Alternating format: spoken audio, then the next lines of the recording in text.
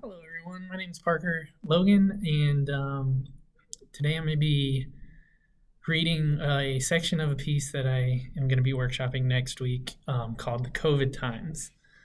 Um, so, thank you. John Henningsen had never been more scared in his life. His storefront on Thomasville had just closed down, and if business didn't pick up in a few months, the one on Miccosukee would be gone too.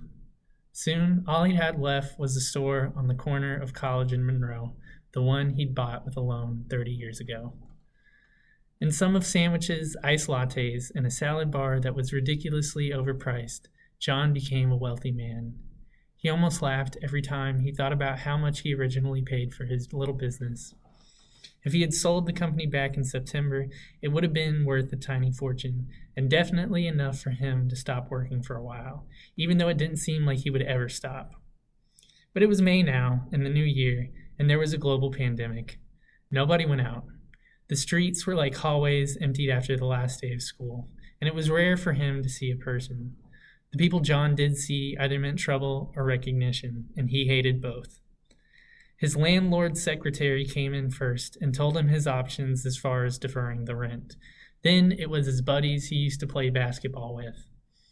Some of those people had offered to buy the business from him before the mask mandates, but now they wouldn't touch the place. Who was selling breakfast sandwiches and lunch without a drive-thru these days?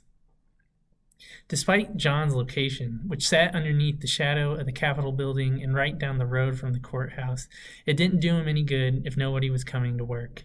His regulars, some of which easily dropped $100 on his bagels a week, were completely gone, and so was all that revenue. John was in bad shape.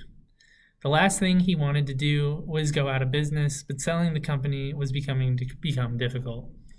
The tall, gray-haired, fast-casual sages who he'd denied 1,000 times a bid on his restaurant were nowhere to be found now.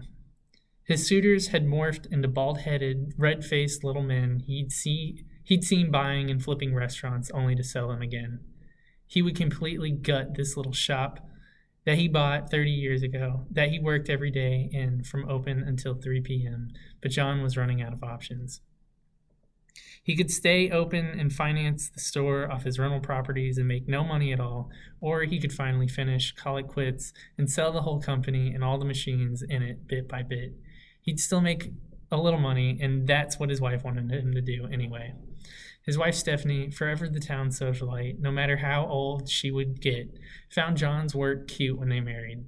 Her man and his business. It was downtown. It was respectable. All their friends agreed that she couldn't have done better, hitching herself to someone like that.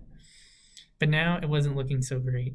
He threw his back out getting ice and walked with a limp for a week. He had their kids working for him so he could save money on labor. He'd pay them in tips. And with the pandemic now, there wasn't any business anyway. It didn't make sense to struggle when they finally could have what everyone else did their age. A retirement, a life of little parties and projects. He could finally build her a pool to swim in.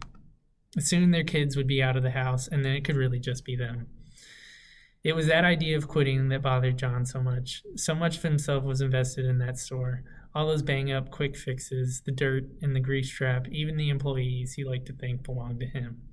It was his domain. Every inch of scrap and grime, all the quiet ways he kept himself afloat. At home, he couldn't do that. That was his wife's territory, no matter what his mortgage told him. He did not want to sell his kingdom, the business he worked so hard for. He couldn't get rid of it. So Stephanie stopped caring if he got hurt.